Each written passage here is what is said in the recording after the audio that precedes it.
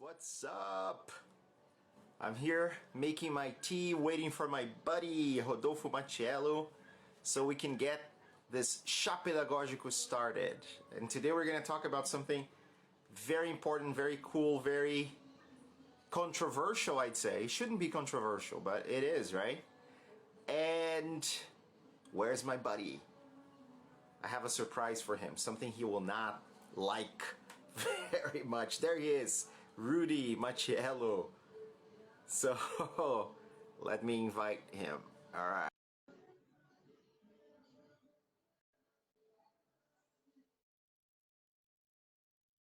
Welcome everyone. Welcome. Hey. Hello. What's up, man? Can you hear me? Yeah, what about you? Can you hear me?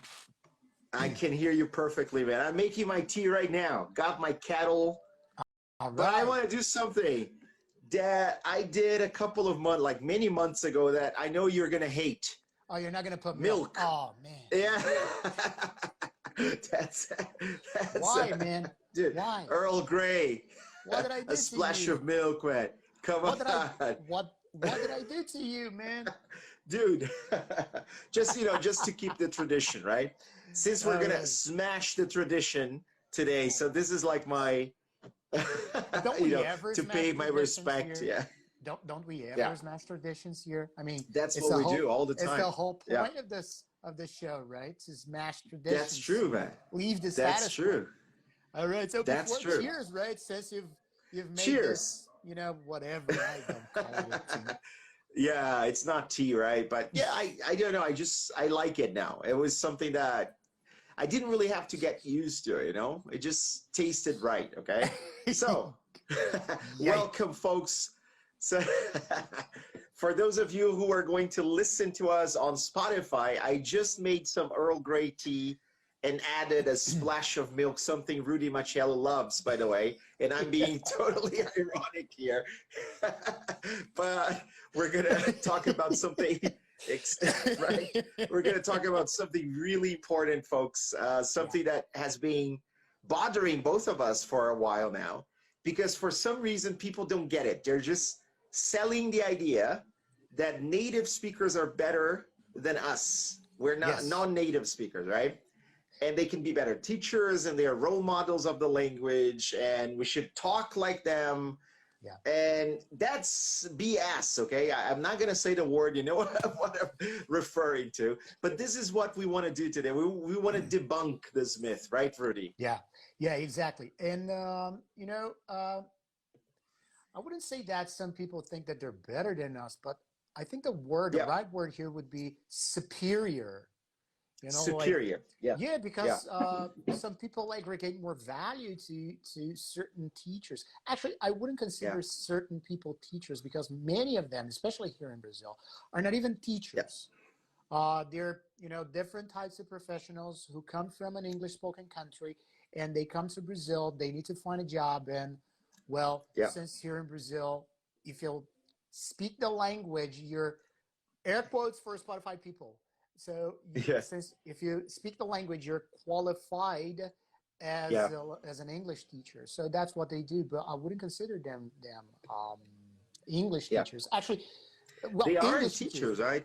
Yes. I mean, they can be teachers from different areas, from different fields of study, but not language teachers. No, many of them are not. Some of them are. Definitely. But and then that's the thing. That's what matters, right? Because just being a native from whatever country doesn't make you a teacher of that language, right? Just like I've taught Portuguese for a while, but it's not really something I was into because, just because I speak the language, I've never really studied how to teach Portuguese. And I applied a lot of the techniques and, strategies that I use when I'm teaching English. But the problem here is, man, that they don't even ask for a qualification in many areas, in many respects, in job adverts all over the world. They want somebody who's native. We don't care so much about your teaching qualification because you can speak the language, so you can teach the language. And then, so before we go any further, I just wanted to say there are awesome native speaking or native speaker teachers out there in the world who Yes, of were course. born in, you know, those two countries we normally refer to, the United States and the UK. They were born Yeah. there, and also all over the world. I don't know, there are more than 50 countries where English is an official language, right? And when we talk about natives, we talk about Americans and British people, right? We have an amazing example of a native speaker who's an awesome teacher. Claire. Yeah. She's a native speaker. Claire Venables. Exactly. She's Claire Venables from Australia. Yes, exactly. She's from Australia. She's a native speaker, and she's a great teacher. But she's a great teacher not because she's a native speaker. She's a great teacher because she has qualifications in the area, not because she's a native speaker. You know. Exactly. Right. She wasn't. I don't know her story. I don't know her background, but you know, she wanted to become a teacher. She is a great teacher, and she happens to be a native speaker of English, and she happens to be an English teacher for young learners, and she's one of the best they have in Brazil. Most definitely. And that's the thing, Matt, right? So why is it that we're still promoting, I mean, at different levels of ELT, right? We're still promoting this ideology that, so we're going to get really controversial now, right? We're going to piss some people off, Matt. But why is it that we're still promoting this idea that native is better? Let me stretch my muscles here. Because, you know, things are going to get wild in a second. But one of the things we discussed, right? I think it comes from different levels, really. And if we go back many years, like if we look at the history of how we've come here, there's something that has to do with superiority, right? Yes. Cultures that place themselves above everyone else, and then they become the role model, the standard of English. And then that was replicated in ELT materials, man, in books. Think about it. For decades, what was your listening like? The listening that you played, that you listened to when you were a student, and then that you played in class for your students to listen to, it came either from an American or a British person, right? Exactly. So much that everybody knows this. When you wanted to buy any English material, you had the American version and the British version, right? Exactly. So they're propagating the idea that the only two Englishes that matter are the American and the British. But which American, which British? That's why it's stupid. Oops. Yeah, take it easy, man. Sorry. See, I know you're getting excited. Yes. I swear I didn't do anything. It just, you know, collapsed out of nowhere. Okay, but go ahead. It's the energy that you know, we're getting excited. But that's the thing. So you take a person who was born in, I don't know, Mississippi, and then somebody who was born in California and New York and Texas, and then you get somebody from the UK, Liverpool, I don't know, man. Harrogate. There's so many different places. Not even differently. Not even England. You know? You have, of course, and even in England, they have several types of accents. And we're talking about accents mainly here. We're not even talking about dialects, because then it's a different episode. Dialects. Oh, yes, and it's coming. It's coming. It's coming. But talking about accents, we do have in the UK, for example, we have in England, within England, we have a lot of accents. And then we have Wales. They do have different accents. And then if you go to Scotland, well, I felt that in my bones. Yeah, you did. They have several accents, several English accents there, depending on the social class that the person belongs to. But you were talking about superiority, and yes, I think it's important to understand the historical background, because we're still feeling it. While in many countries, I remember that when I came back to Brazil from Edinburgh, I remember that the discussion there in 2012, 2013 was, wait a minute, we don't have a standard English, or we don't have standard languages. And in this case, English, you know. What we do is something broader, is something that's more global.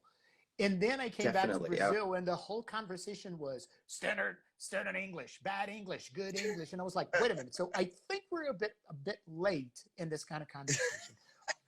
Aren't we? Always, almost always, And only now, I think maybe in the last couple of years, we've been revising or revisiting actually this whole notion of native speakerism. And it goes back to those countries who were, you know, colonizing certain places.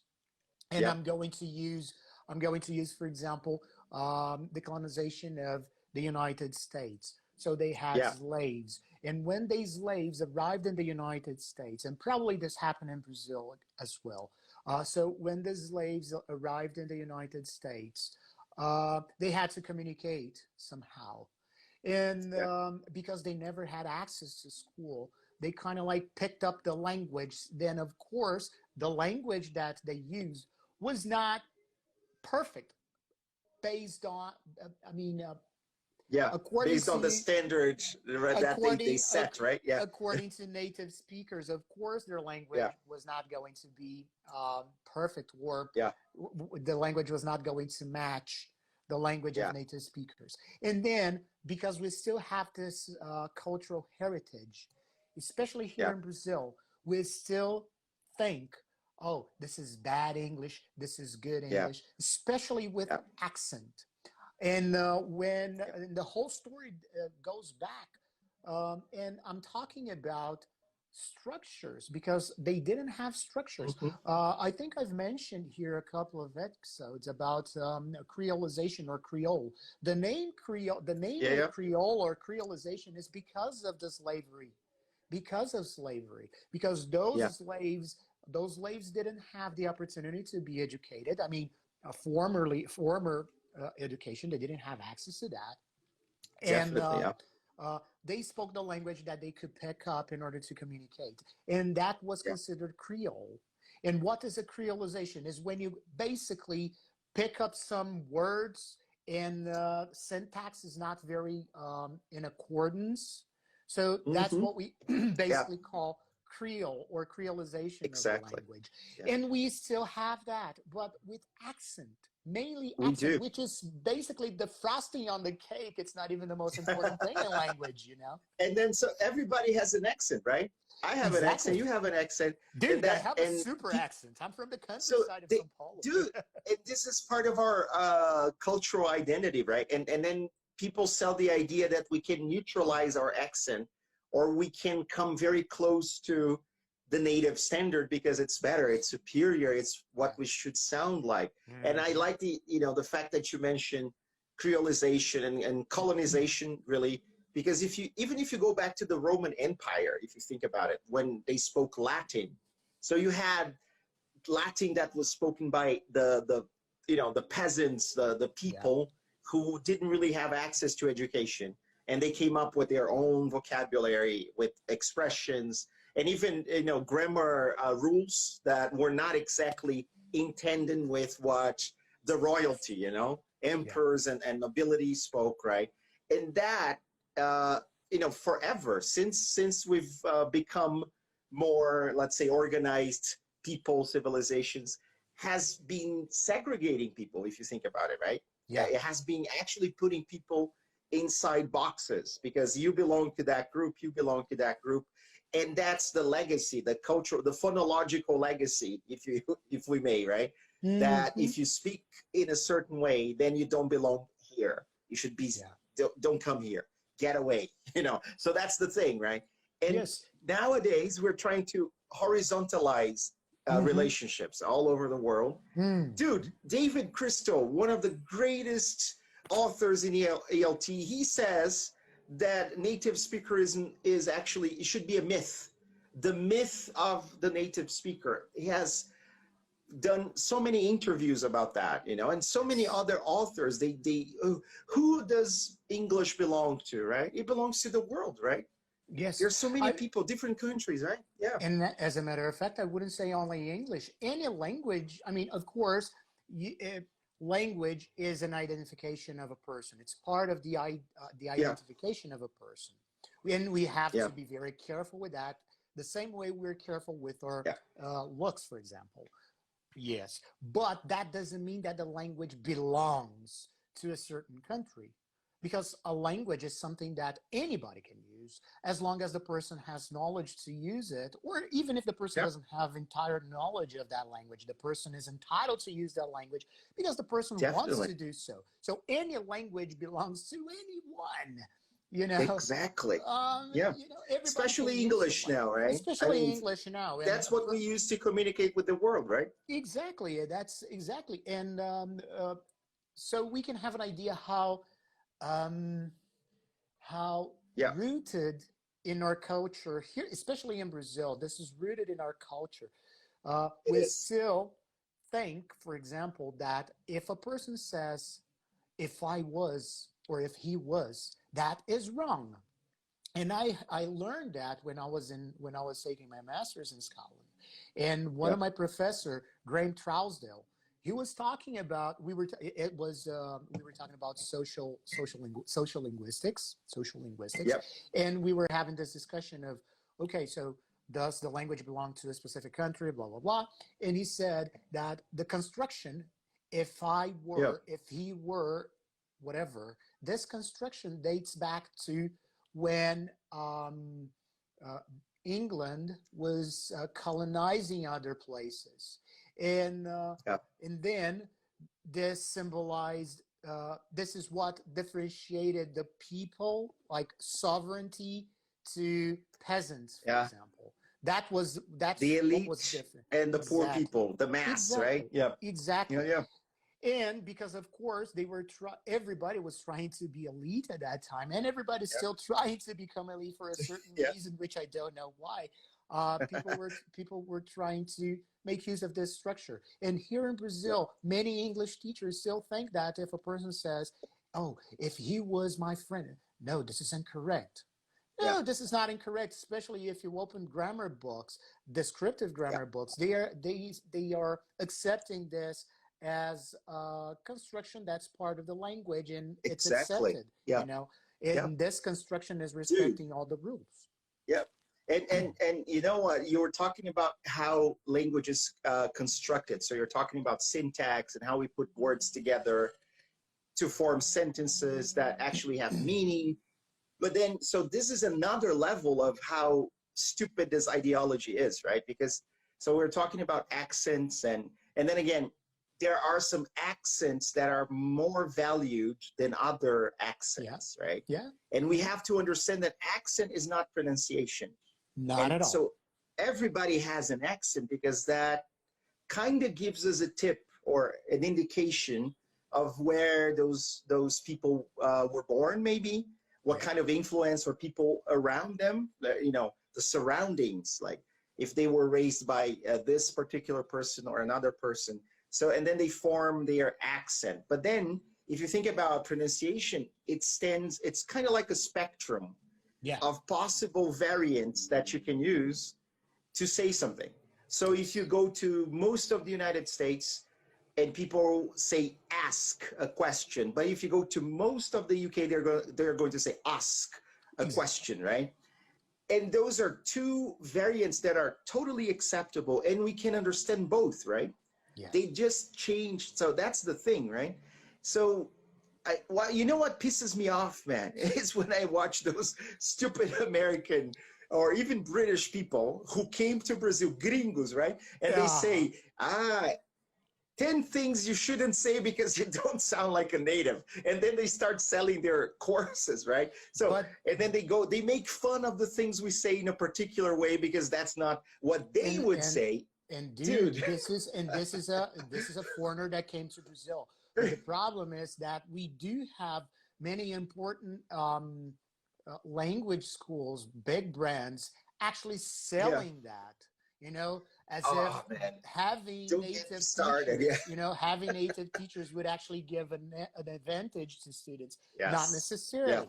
But Yeah. in order to get into this conversation of spectrum, the difference between pronunciation and accent, and the spectrum that pronunciations have, I would like Yep. all of you guys that are watching us now, people that are listening to us now on Spotify, Yep. and people who are going to watch us also on YouTube and on IGTV, the recording, Yep. I would like you to write 5 times the same word regardless of the language. It can be in your native That's language. great. I would like you Yeah. guys to actually write any word. It can be in your native language. It can be in English. Yeah. But, you know, line 1, the word blah, blah, blah. Line 2, the same word. Yeah. Line Yeah. 3, line 4. May I Bart Simpson suggest you does. guys write accent? Just write accent 5 It can times. be accent. Yes. So how about that? Yeah. Yeah. It's like Bart Simpson does in the beginning of every Simpsons episode. He's writing the same I thing will several times on not. the board. Yeah, I will not. Yeah. I will not say that Stephen Pinker is blah blah. No, I'm not going to say this. Yeah. But why am I telling you guys to do this kind of activity? Hopefully, you're doing this right now, or you've already done that by now. Because what I would like you to do now is to compare the lines. You're not going to write the exact letter twice in the exact same way. And your handwriting, Andre, is not going to be the same handwriting as I have. And my handwriting is not going to be the same that I think Anna was, typing something. Anna's here. It was Huchi, Anna, right? my student, is here. Yeah. And Huchi is also Mr. here. Michael from Ghana is here. Michael's here. So hi, Michael. So wonderful. All handwritings that we have here are completely different from one another. And it's the same with, and at the same time, if you're writing in the same language, in a language that everybody shares, like English in this case, everybody's going to understand. If you write accent, of course, unless unless you have a smudge as a handwriting, then it's going to be super hard to understand. That's the perfect analogy of it. Yeah. But if it's possible to read it, if everybody can read it, everybody's going to understand. And it's the same with pronunciation, It is. If I speak the same word, and it's the same with the word, if I say accent 5 times, the same word 5 times, I'm not going to reproduce the same sound pattern, pattern for 5 times. The patterns are going to have some differences, maybe in the pitch. Maybe the vowels are going to sound a little bit different from each other, but maybe longer or shorter. Exactly. Depending on the amount of air I'm going to intake, there are several factors that are going to interfere here. But the thing is, everybody, as long as it's inside the spectrum, everybody's going to understand if I say we can understand. We can understand. And you know what? I'm going to take this analogy and take it a little further. So let's think about different accents as different fonts you have on Word, Microsoft Word, for example. So let's imagine you want to type the word accent on Word, to type the word on Word, you know what I'm talking about, right? And then you select different, like Comic Sans Serif or Times New Roman or whatever. And then you will see that they are very different. They look different. Some letters are, I don't know, they look more round. Some letters, they're sharper, they have sharper edges or whatever, but then they are all intelligible. We can read them. So actually there's some fonts that are really hard to read because they try to simulate handwriting sometimes. So maybe, you have to increase the font size so that you can actually read it. It's kind of like when you ask somebody to repeat something because you didn't get the first time. So that's the accent. That's perfect. That's perfect. There are several factors that are influencing this. And again, if being a native speaker was a factor that qualified a teacher, a language teacher, then anybody could teach the language.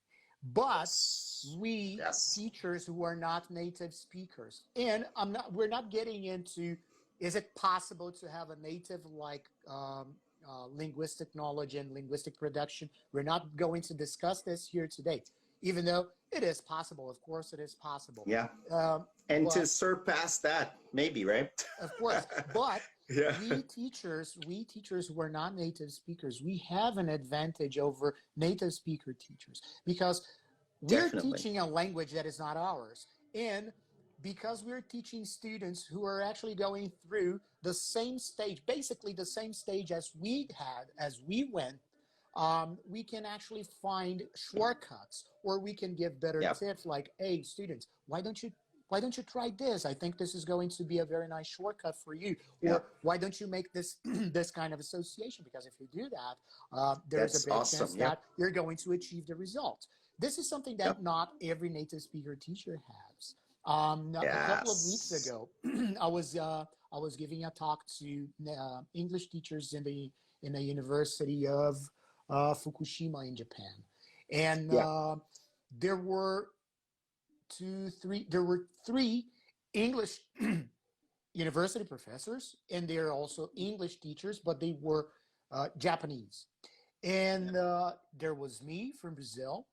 I was an English teacher as well, but I was from Brazil. So in this case, the four of us didn't have English as a native language. And all the other professors or teachers, they had English as their native language.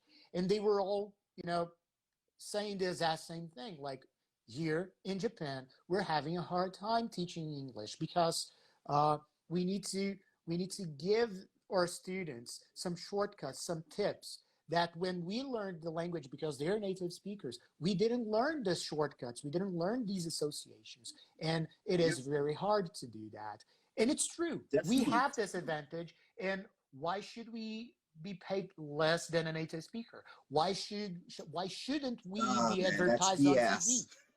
Yeah. At the end of this big franchise that Yeah.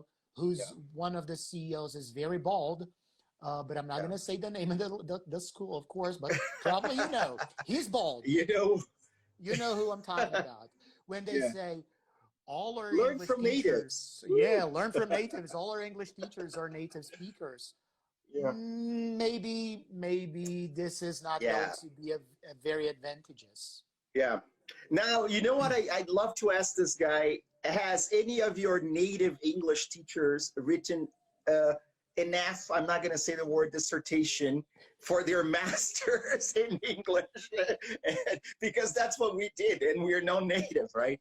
Because again, we had to go through the hoops, right? We had to get an IELTS or TOEFL or whatever to go to the country we had to go to learn in English, to speak English, and to write a dissertation in English, and to present in English. Has any of those teachers of yours spoken at an international conference to, I don't know, hundreds, like you just did in Japan? Like I've done a couple of times. So that's the thing, man. We are non-native, but we are proficient as it gets. Why are we not role models? Yes. Why do they advertise?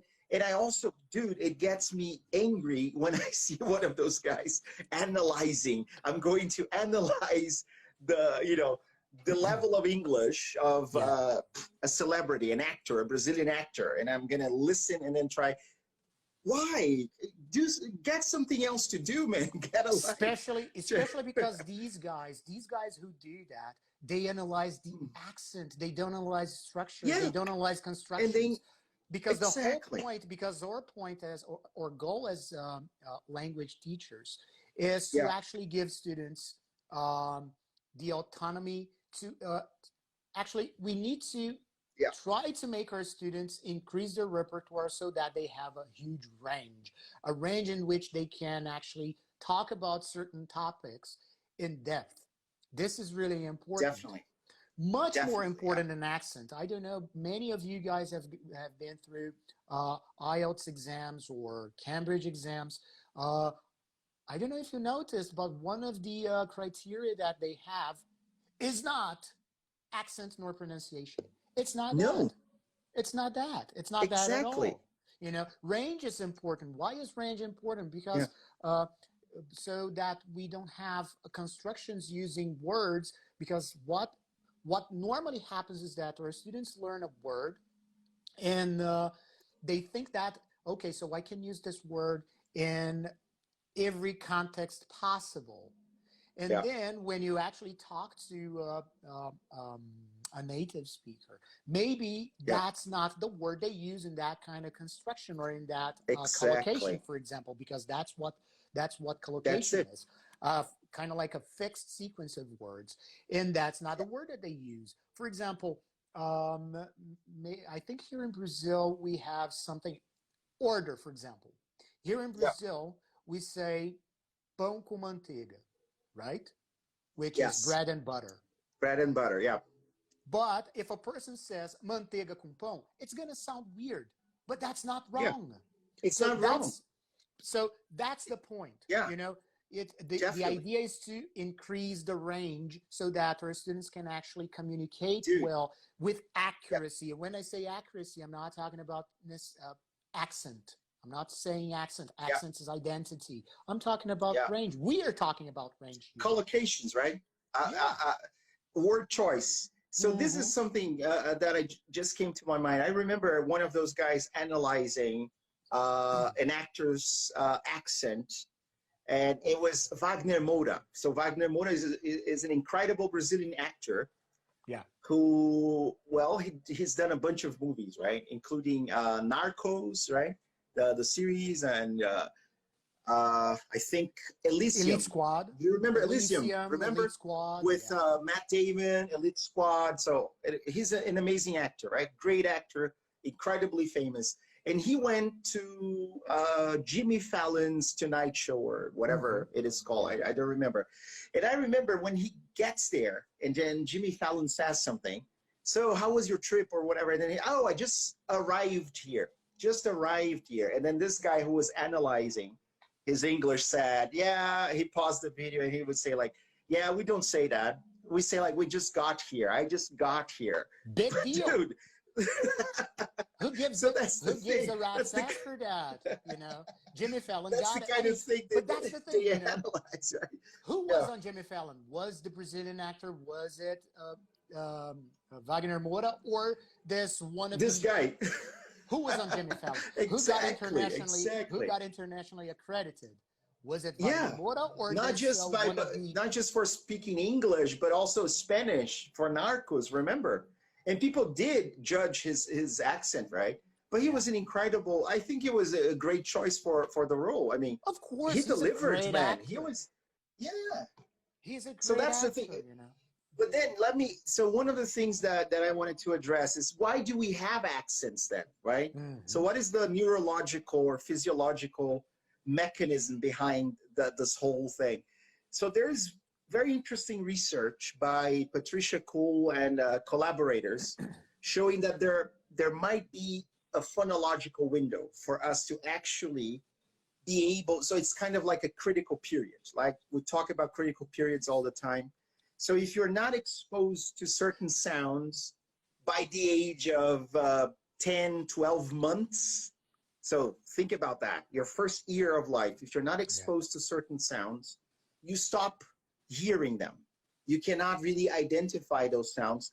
But then there's a catch here, as long as they're very different from the sounds of your mother tongue, right? Because if they're similar, you can probably, by approximation, you can, pronounce those sounds, you can hear those sounds, right?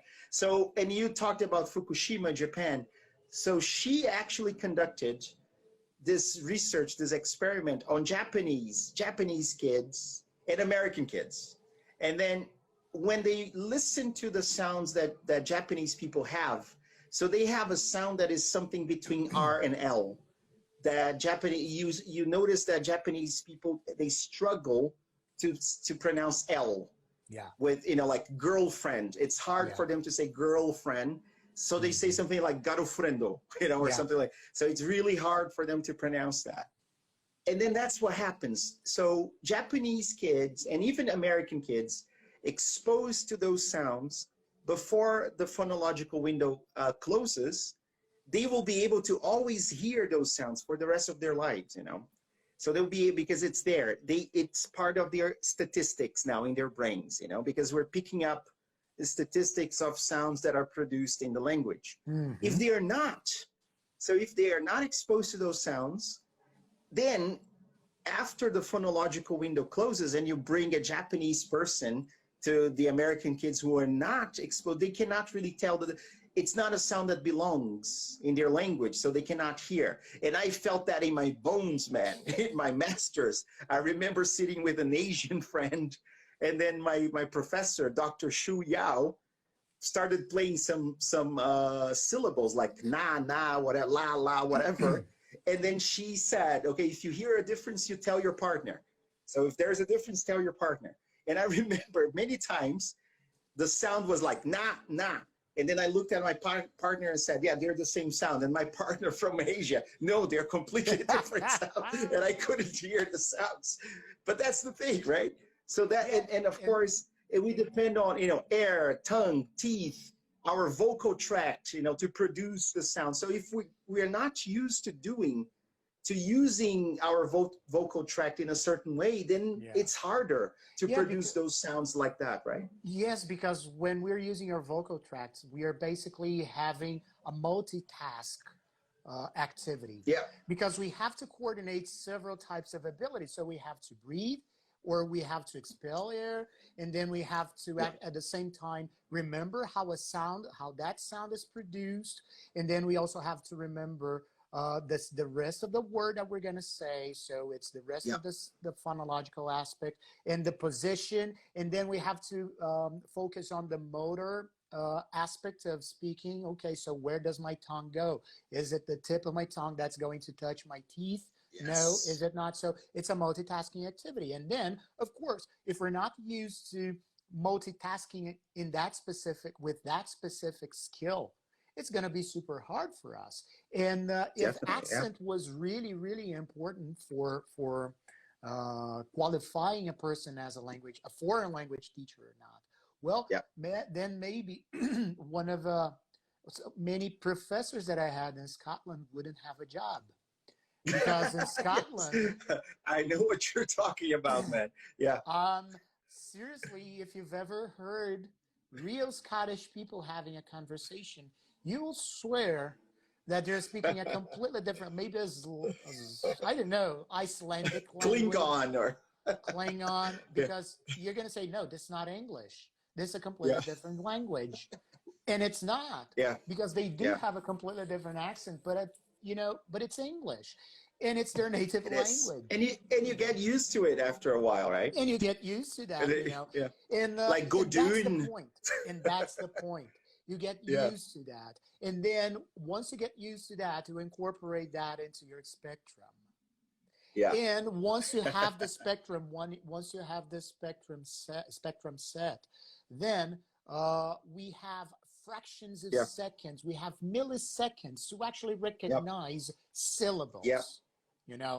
So basically, when I say "bay," it's as if our brain, or your brains, guys who are watching us and listening to us on Spotify later on, you have, when I say "bay," your mind automatically thinks, oh, so I think he's going to say basis, basically, basic, baseball. So, or minding, but this is super fast. Dude, super duper fast. Yes. But we're only going to be able to recognize that and have this kind of recognition once we incorporate certain things into our spectrum. Yeah. And that's pronunciation and not accent. And even accent, because seriously, accent is something that we're going to be exposed to, and we're going to be like, okay, I got it. Yeah. Great. Let's move on. Exactly. Now it's part of my spectrum, and that's it. And then you get it. Yeah. And then you get it. It's part of the spectrum. But that doesn't mean that we have to condemn teachers who have strong accents. We don't have to condemn that. We don't have to. Because, I have a background. I have an American background. I don't know. Some people said that I sound American, but that's just like me. We sound much more Americanized than British, for example. But right? That's me. But for example, I don't know if you've heard, there's a great teacher, English teacher that we have in Brazil, mainly in the state of São Paulo, Marcela Sintra. She's a great teacher. She's great with ESL. Yes. And she has a British accent. Yes. So what? And then we have, I don't know, maybe the professors in Japan, they have a strong accent because they're Japanese. Is that a problem? No. You can get them, right? Yeah. It's hard at first, but yes. Yeah. But you get used to it, right? I remember when I was in Edinburgh, I had a professor, actually, who was not a professor. He was a lecturer. And he was a real Scottish. It was the first time that I actually had a lecture with a real Scottish person. Yeah. Seriously. He spoke for it's hard. an hour and a half. Yep. I think I understood 5 minutes of his lecture. I had a professor like that, Bill Brown, you know. Because it's it's completely different. They speak different from us. It's different from American. It's different from everything. And I didn't even know how to reproduce it. But dude, I enjoy it now. I remember my professor would just say, "Came doon from the street," you know, and then from the street. We haven't had team. It's not time. It's team. It's team. We didn't have a team. We didn't have team. And today team for tea, right? Team for tea. We didn't have a team for tea today. And face. They don't say face. They say face. Yes. all right? all the diphthongs in Scottish in rough Scottish, so to say. All the diphthongs are completely hard. It's as if they were pronouncing with schwa. So, for example, gate, it's not going to be gate, it's going to be git, and it's a little bit extended. Yeah. So it's git, exactly. Today, git. Exactly. And it is hard. And again, am I going to say that my lecture on semantics couldn't be considered an English teacher? Well, a role model, right? So that's the thing. Yeah. And again, is that a standard English? No. And again, what is a standard English? Do we have such a thing? Because your professor is a native, right? He's a native. And if you go, for instance, a couple of years ago, my sister and my brother-in-law went to South Africa. And in Johannesburg, many people have English as their native language. The kids are learning English as a native language. And they do have a strong accent as well. Am I going to say that they speak a bad English? Yes. What is considered bad English? What is bad English? Does that is that a thing? Because again, if something because again, if I get, for instance, a basketball player from the NBA and he's going to say, "Oh, you're crazy." And I'm going to say, "Wait a minute. That's bad English because this construction doesn't respect the rules." But again, where was he talking? Was that an interview? Was he communicating? Exactly. What was the context? So you have different registers, right? So that's the thing. It's about register and really the context and who your listeners are going to be, right? Yes. I mean, and this is something just that we do. Clothes, right? Mm-hmm. Yeah. Mm-hmm. And this is something we do because, again, we're not native speakers. So we have to actually study the language before we actually get to teach the language. And we have to try to understand or try to get to know the many contexts that we may have and how people communicate in different contexts. It's something that not all native speakers do. They don't always do that because they are so inserted in that community that they come from, that they're going to think, okay, their linguistic bubble. My bubble is that, so this is my reality. And many of them say, because this is my reality, this is going to be the reality of everyone. Definitely.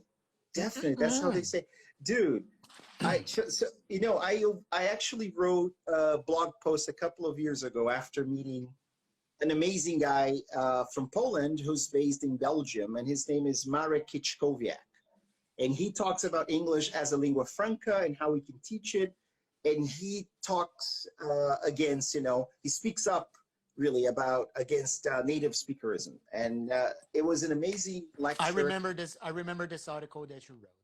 I read it. So, and then people really liked the article because I made a very simple analogy to show how outrageous, how absurd it is really for us to favor native speakers to teach us the language, because it's kind of like favoring chefs from, let's say, a specific country to cook that kind of food, only those chefs. So if you want to have Italian food, it has to be cooked by an Italian person. But then so my analogy was Jamie Oliver. So I had, my wife went to visit me in London. So we were coming back from this conference, And then we went to Jamie Oliver's Italian restaurant somewhere in Victoria. And it's amazing. Great dishes. I mean, he's a great chef. And he was not even the one who cooked, right? He might even have definitely some Italian chefs, but not the whole crew was Italian. And the person who cooked the dish might not have been Italian. And I know he himself, a British citizen who lived most of his life in the UK, who's not Italian, can cook amazing Italian dishes, right? And that's the thing, man. And one of the reasons why I really wanted to write that blog post was because what Marek said in his session, I don't know, it's just, I could relate to that on a level that it brought me back to a couple of years before that, when I went to an international conference, and there was an American guy who said, Andre, your English is perfect, but you have an accent. And I felt offended, right? Because of this brainwashing that has been going on, right? Because we imagine that we shouldn't have an accent. It's actually bad to have an accent. And this American guy who had an accent, because everybody has an accent. He was telling me that my English was perfect, but I had an accent. And then, well, I do, so do you, everybody does. And you know, that's it. There are two things, you know. This person either doesn't have a clue what a good language is, or this person has no idea of linguistics whatsoever, or language whatsoever. Because and seriously, both basically, you know, both. I mean, because he said, "Oh no, your English is perfect," and he found a flaw, air quotes here. Yeah. Then it's not perfect. You know, that's you have it doesn't make sense, right? You have a paradox. So yes, so, he's completely wrong. And yes, and I remember here in Brazil we have a comedian, and he is a comedian. And he was a clown. He is a comedian, and for some reason he became a congressman, because that's something that we do in Brazil. And and again, he is a native speaker of Portuguese, but he is not entitled to be a Portuguese teacher. He's not entitled. Most definitely, You know, and maybe even us. I mean, think about it. It's not really about our level of education, our level of proficiency in the language. It's about qualification, and this has to be crystal clear, man. Even a person who has a background in teaching English and they are a Portuguese native speaker, that doesn't qualify them to teach Portuguese necessarily, because they're different. That's the thing, man. And more important, Andre, it's all about qualification. It's all about techniques. It's all about all these things. And the same thing goes for people who teach Portuguese as a foreign language. It's not the same. So two different things: teaching Portuguese as a mother tongue and teaching Portuguese as a second language or as a foreign language. Exactly. Two completely different things that I'm not able to do. I'm not able. I tried to teach Portuguese as a foreign language. I hated when I had to do that, because I don't have... I felt the same. No, it's terrible. It sucks. And I don't even try to teach Portuguese as our native language. It is our native language. I don't even try. I do have great friends who went to undergrad school with me. They're great Portuguese teachers. They are fantastic Portuguese teachers. I don't even have 1/25th of the level that they have. They are amazing Portuguese teachers. I've been teaching for quite a while, you know. I'm not gonna say that. Dude, you're getting old, man. We're both getting old, right? No, that's fake news. That's fake news. That's not true. That's not real. I've been teaching for quite a while. And I do have some friends who haven't been teaching for as long as I have, and but they've been teaching Portuguese, and my almost 2 decades in the classroom teaching English can't even get close to their ability to teach Portuguese, and more importantly, I think the whole point here for you guys who are watching us right now, who's going to watch us later on Spotify, on YouTube, I'm going to do my best to post there as soon as I can. And also on IGTV here on the ADC Rocks, because it's going to be automatically. And listen to us and on then Spotify, on Spotify, right? Don't forget, if you can't watch us, you can listen to us on Spotify. I think the bottom line here is get qualified. Go get some certificates, some important teaching certificates. Understand the language, learn the language. TEFL, whatever, CELTA, anything, go get post-grad in teaching. Trinity, right? There's so many, but it's about getting qualified and not about accent. And this, we're not forbidden to try to copy the accent of native speakers. We're not forbidden to do not at all. Okay. I'm just saying that we have to start to create a movement here to actually debunk this myth, because it is a myth, and it's a bad myth. And it is a bad myth, because there are so many people who are getting jobs as teachers less qualified than us. Just because that person has a good accent or sound. And they get well paid just because they're natives. And this sucks, man, because we have been qualifying, getting qualification for years and years and years of practice and experience. And then some guy who was born in any country gets a job over us because it's a distorted reality, really, in the minds of those who are. And again, Anna mentioned something, and students buy that BS. They buy.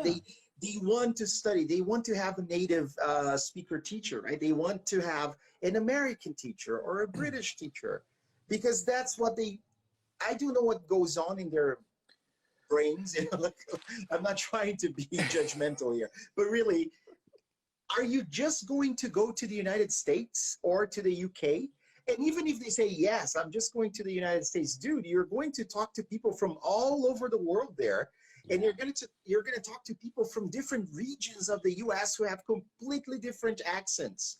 So if you study with a guy from, I don't know, California, and you go to Alabama, it's going to be hard for you to talk to them, maybe. Yes. But so that's the thing. It doesn't make sense, right? It's all about what we were talking at the beginning of this episode. It's rooted in our culture, because we do have this very colonial culture that the accent is something important, that native speakers are superior than us.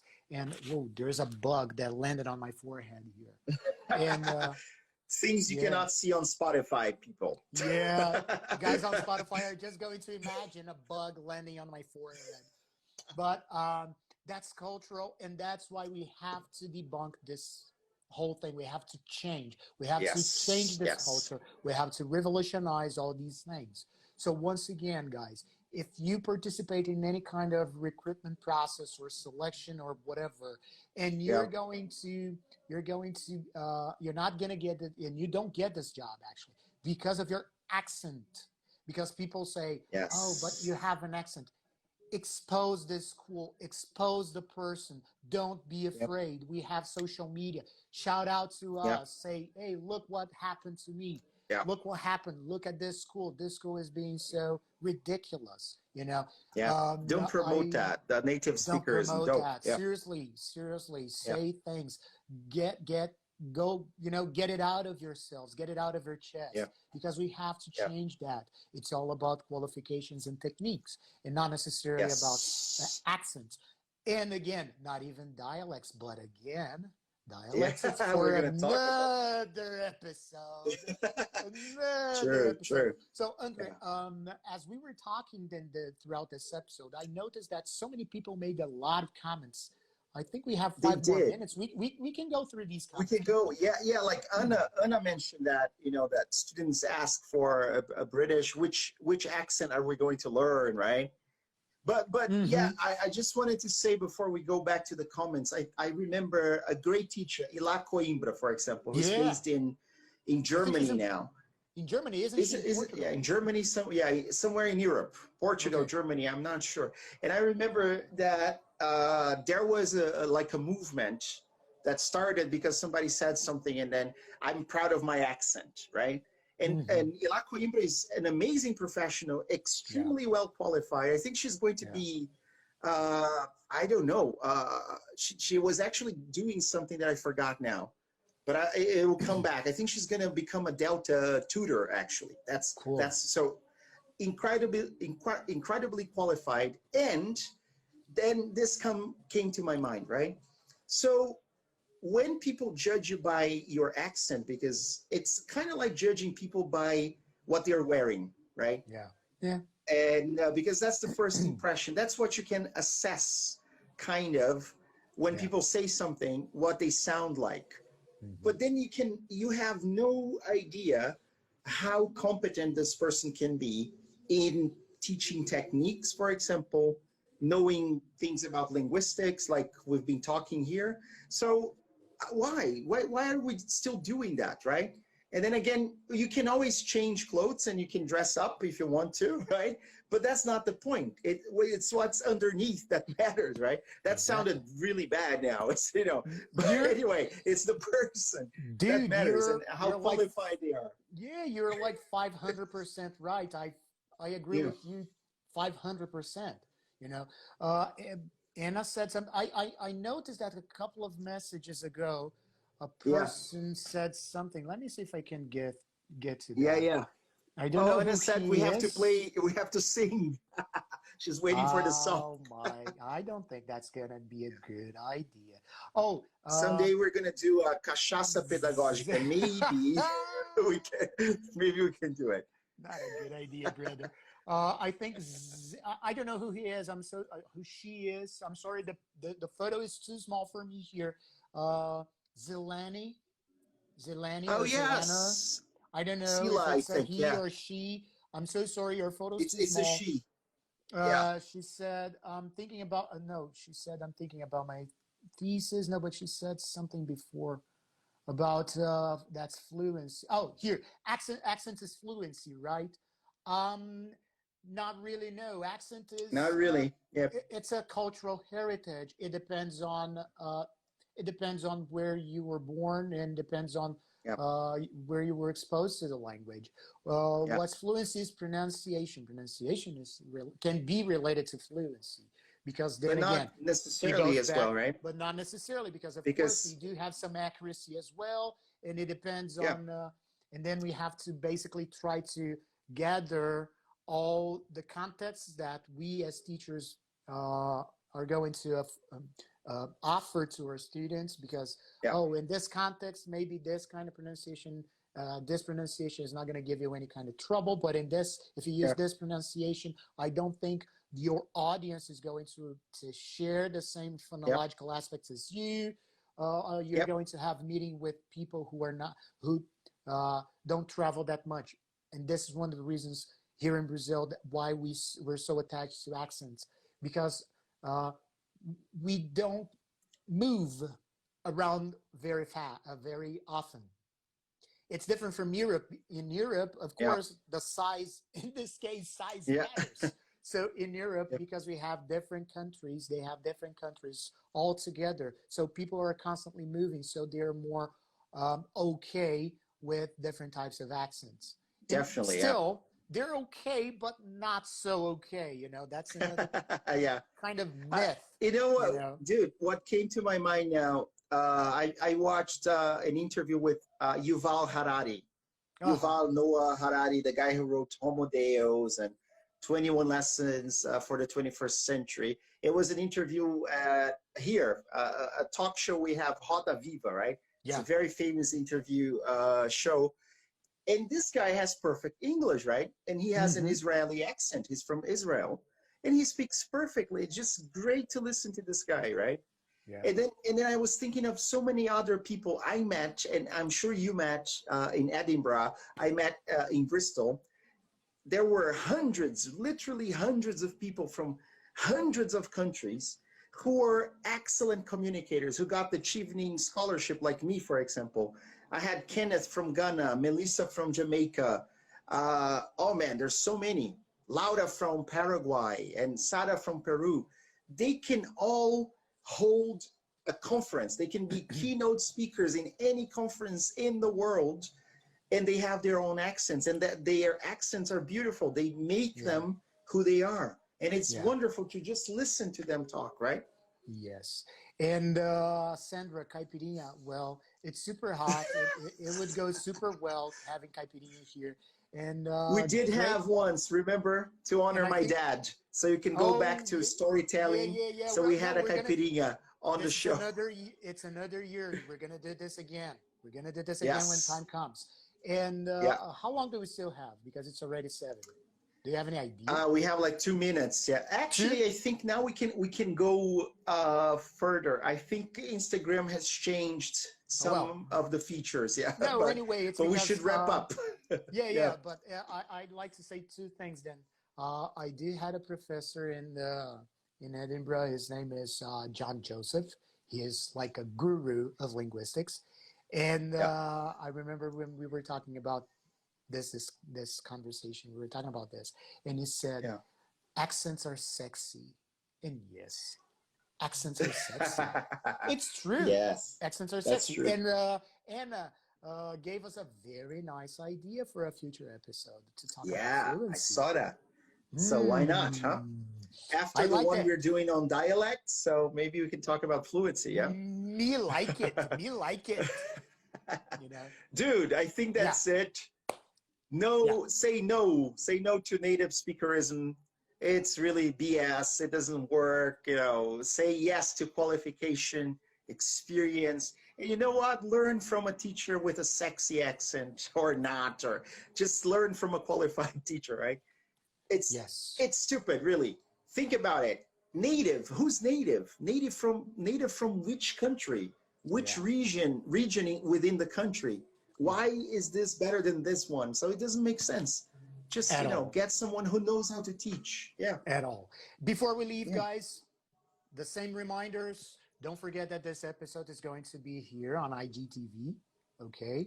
Automatically, as soon as we're done here, this is going to be automatically here. This episode was on EDC Rocks. So, guys, don't forget to follow EDC Rocks. Don't forget also to follow Machiello Consultoria here on Instagram. And then what I'm going to do is I'm going to get this episode, do some things, then post it on YouTube. You can watch this on YouTube later on.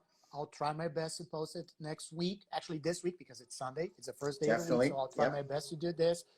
Follow us if you liked the episodes. Click the like button. Subscribe to the channel, because then you're going to receive a notification every time we upload new episodes to YouTube. And don't forget, if you don't want to look at our ugly faces, use Spotify. All you gotta do is search for all you gotta do is search for Machiello Consultoria or Chá Pedagógico on Spotify. Don't forget, it's a podcast, not gonna be music, so you gotta go for podcast.